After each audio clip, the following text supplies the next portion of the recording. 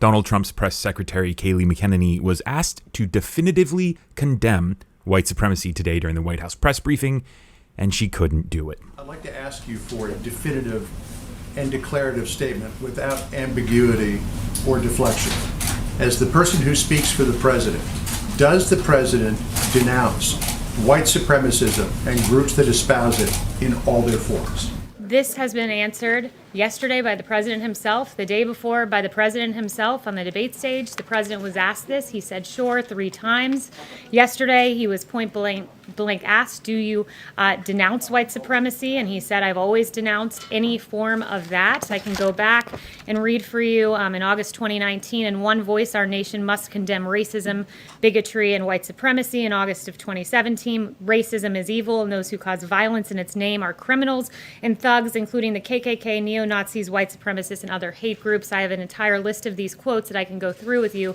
He has condemned white supremacy more than any president in modern history. Just to clear it up this morning, can you, naming it, make a declarative statement that you denounce, that the president denounces it? I just did. The president has denounced this repeatedly.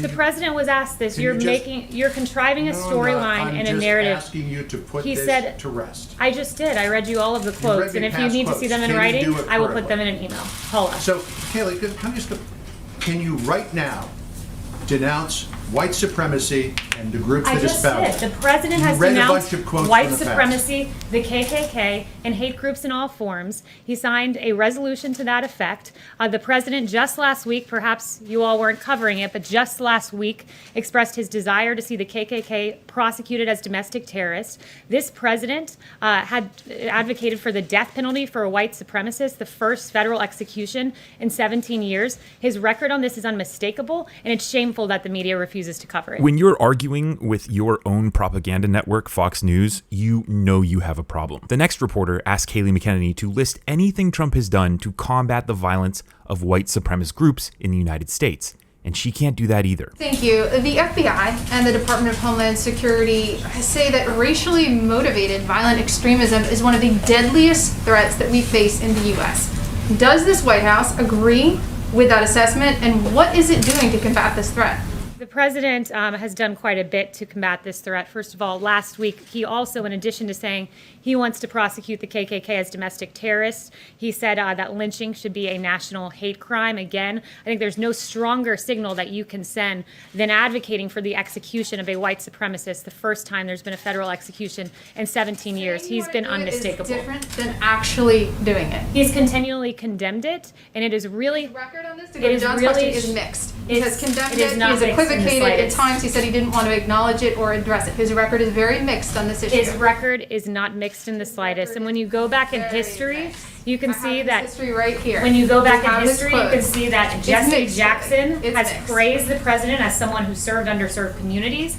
This president with Mar-a-Lago, it was the first Palm Beach club open to African Americans and Jews. And in fact, his record is mixed. He has not been consistent on the issue of white supremacy. So I'm asking you, what has this White House done to combat what the FBI says is one of the deadliest threats in this country? We're not having a debate on a cable news network right now. You're saying that he condemns it. I have his record right here. It's mixed. You need to let me finish. His record is mixed. It's quite funny that the media goes haywire about interrupting in debates and then chooses to pursue that very same tactic themselves. This is a White House briefing. You ask a question and you give me time to answer. And finally, McEnany is asked, if Donald Trump condemned the Proud Boys, why are they celebrating what he said? So the Proud Boys are people who consider them to be members of this group, give voice to these misogynistic, Islamophobic, anti-Semitic, anti-immigrant views. They're a despicable group by pretty much anyone's standard. So when the president was asked about them and you say he denounced them, that's what you're insisting that he did on the debate stage the other night.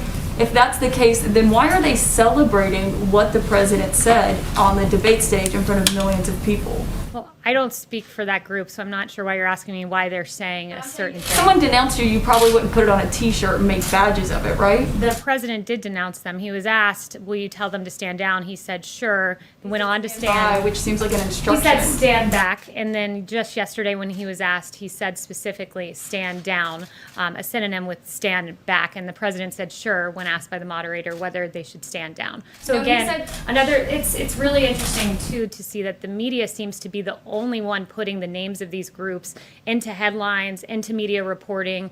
He didn't know who the Proud Boys were. The first time I heard of them was in the debate, but the media continues to put these names into circulation and give them a lot of public attention. He was given about Justin. 12 hours, more than that, since from the debate from when he was asked to clarify yesterday. And he didn't come out and clarify yesterday. Instead, he did what you did when John asked you to unambiguously denounce these groups. You just pointed to past things that you've said. You can't, I just don't understand why you knew you were going to get these questions and you don't have a statement ready to just say, we do unambiguously denounce these groups. Caitlin, you know what is... Do you know why people have lost trust in the media? There was a reporter from your network yesterday, your network, and in a tweet said, quote, the president... I'm asking you a question. I don't even know what you're going to bring up, but that has nothing to do with what I'm asking you right now. I sat here when you lobbed your partisan attack question, so you will allow me to give an answer. The president and someone from your network said yesterday in a tweet, the president dodged a question about white supremacy. That was a tweet from a CNN reporter.